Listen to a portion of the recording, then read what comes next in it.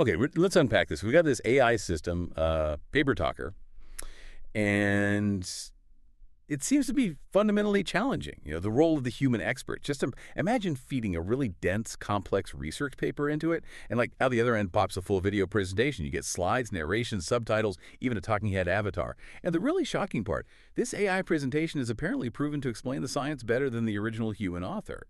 Beat.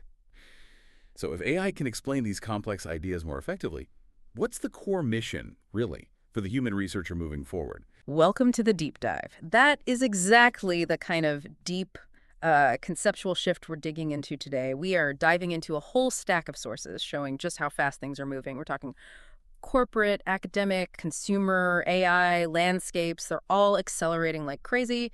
Our mission today: let's try to move past just the headlines and really understand the strategy behind all the speed. So first up, we'll dissect this pretty profound academic takeover with PaperTalker and the metrics they use that seem to prove AI's teaching superiority.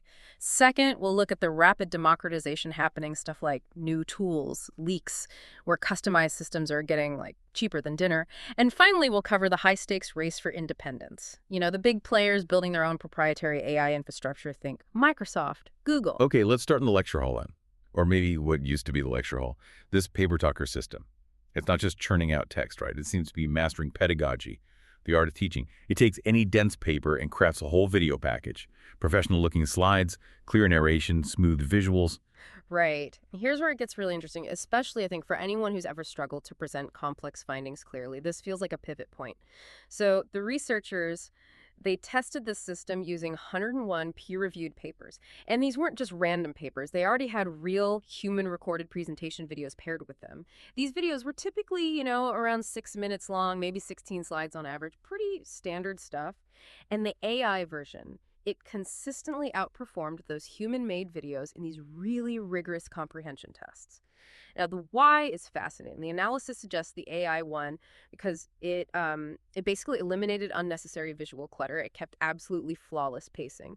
And it stripped away all those distracting elements you sometimes get with a nervous speaker or maybe someone who's a bit too enthusiastic, It boils down to sheer communication efficiency leading to better learning. That's a powerful insight, yeah. It's not just that it can make a video. It's that the AI's objective, kind of optimized delivery, is just fundamentally better at making things stick. And to really prove this, they didn't just use existing benchmarks, which I find fascinating. They built their own. Exactly. They developed 4 brand new metrics specifically to validate this claim of superiority over human effort. Really clever.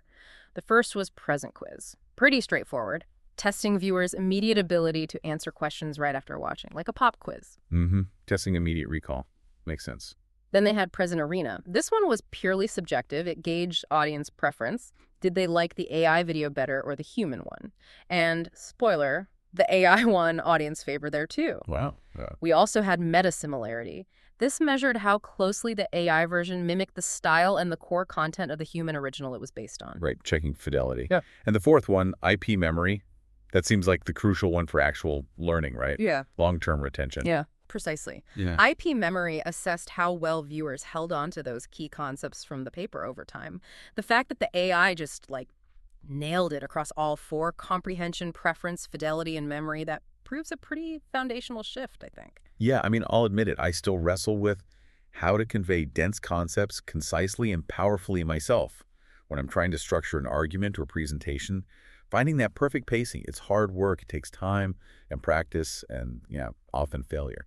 So given that they went to the trouble of establishing these 4 validated metrics, showing superior comprehension, how foundational is this proof? Does it really show AI can actually teach better than us?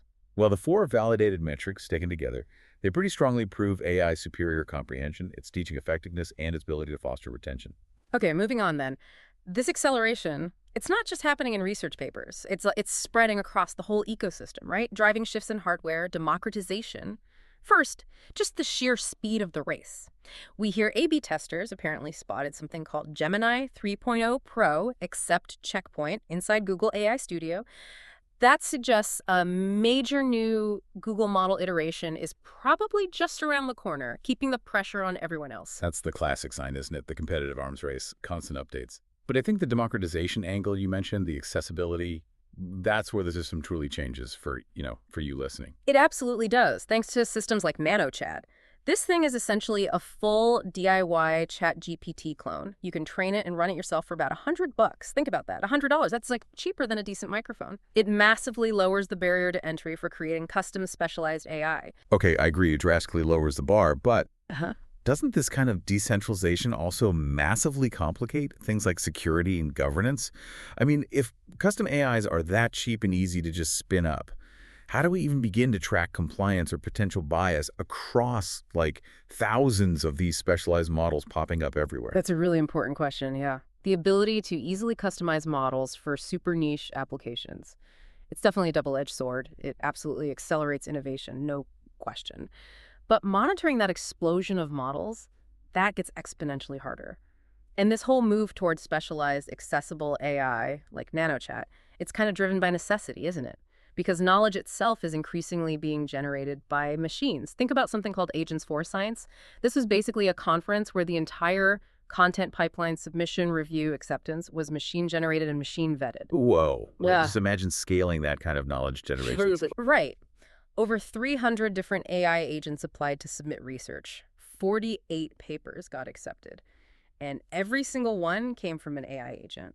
We're talking the whole academic life cycle. Research design, execution, peer review, all run by machines. That kind of thing needs bespoke tools, which something like NanoChat enables. And it's the speed of integration into just like everyday life that's also wild. We see these rapid-fire cultural trends popping up showing how quickly AI is entering the home. Take that weird AI intruders trend. Spouses pranking each other by letting AI strangers into their homes via video calls. It's strange, yeah, but it shows how deeply integrated this tech is becoming, how quickly. It really highlights how fast those boundaries are blurring. And then on the governance side, we're seeing these contrasting paths emerge. OpenAI, for instance, they just announced they will allow adult content, things like erotica, but only for verified adults, a very specific policy choice. And contrasting that very corporate decision, you've got something like the Humanity AI Initiative. They've pledged $500 million over 5 years. Their stated goals explicitly focused on making sure AI serves people and, fundamental human values, not just corporate profits. It feels like a major pushback against a purely commercial focus.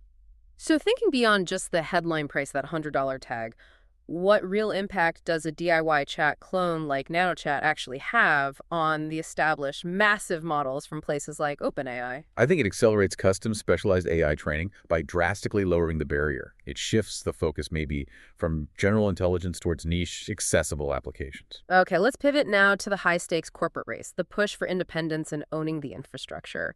Microsoft just officially jumped into the high-end image model wars with MAI Image 1. Yeah, and this isn't just another fun new tool for making pictures, right? This feels strategic. It's their first ever in-house image generation model, and it's designed specifically to be photorealistic, really fast, and purpose-built for like specialized professional workflows. Think high-end design firms needing realistic outputs, not just consumer-stylized art. Exactly. And it debuted high, jumped straight to number 9 on El Marina's leaderboard right out of the gate. That's a pretty aggressive start. More critically, this model is going to be natively integrated soon to power Bing Image Creator and their big flagship product, Copilot. We really need to frame this in the context of Microsoft's whole strategy, especially regarding OpenAI. MAI Image 1 is their third major homegrown AI model released just in 2025. It follows their large language model, MAI 1 Preview, and MAI Voice 1 for audio stuff. They're systematically closing the loop, building up their own proprietary capabilities across the board. Yeah, this feels like more than just a hint of decoupling from OpenAI. It looks like a strategic move for quality control, for performance, and definitely for strategic redundancy. They simply can't afford to rely solely on an external partner for core products like Copilot, especially for professional users who need speed and reliability. It's kind of like the Apple M-series chip analogy, right? Building your own custom engines ensures low latency, which is critical for real-time pro workflows. Plus, it gives Microsoft ultimate control over things like governance and compliance standards, which, a shared platform might not fully guarantee in the same way. Right. That proprietary control becomes paramount when AI isn't just a feature anymore, but it's the core platform itself. And we're seeing infrastructure investments supporting this kind of decentralization and proprietary build-out everywhere. NVIDIA, for instance, now actually has its personal AI supercomputer on sale for, advanced consumers or small businesses. And the race is definitely global. It's relentless. Google just announced a massive $15 billion investment to set up a dedicated AI hub in India. The foundational hardware, the research centers, they're shifting to accommodate this huge global demand. We're also seeing these interesting specialized partnerships that seem to hedge bets, like Walmart teamed up with OpenAI so you can shop directly inside ChatGPT. And Slack is rolling out new AI features, but look who they're working with. Multiple partners, OpenAI, Anthropic, Perplexity. They're not locking into just one giant. It feels like everyone is trying to build their own core capabilities while also maintaining multi-partner redundancy. Smart play. So does this launch of MAI Image 1 truly signal a future break, maybe a slow divorce between Microsoft and OpenAI? Or is it maybe just a smart diversification strategy built around the necessities of the professional market? I think it strongly suggests Microsoft is prioritizing proprietary systems, internal redundancy, and the kind of native integration that's necessary for delivering superior custom professional experiences. So to kind of recap the core learning here for you, the era of AI just writing documents, that's over. We are now firmly in the age of AI explaining complex ideas, often with proven superiority. We're in the age of AI creating its own proprietary infrastructure and AI fundamentally influencing corporate independence through these big strategic decoupling moves. Yeah, the whole system is getting customized and decentralized really fast. Yeah. You had PaperTalker proving AI raised the bar on human comprehension and teaching effectiveness. Then you get NanoChat lowering the cost of entry for specialized AI down to less than $100. It's moving incredibly fast and spreading out horizontally.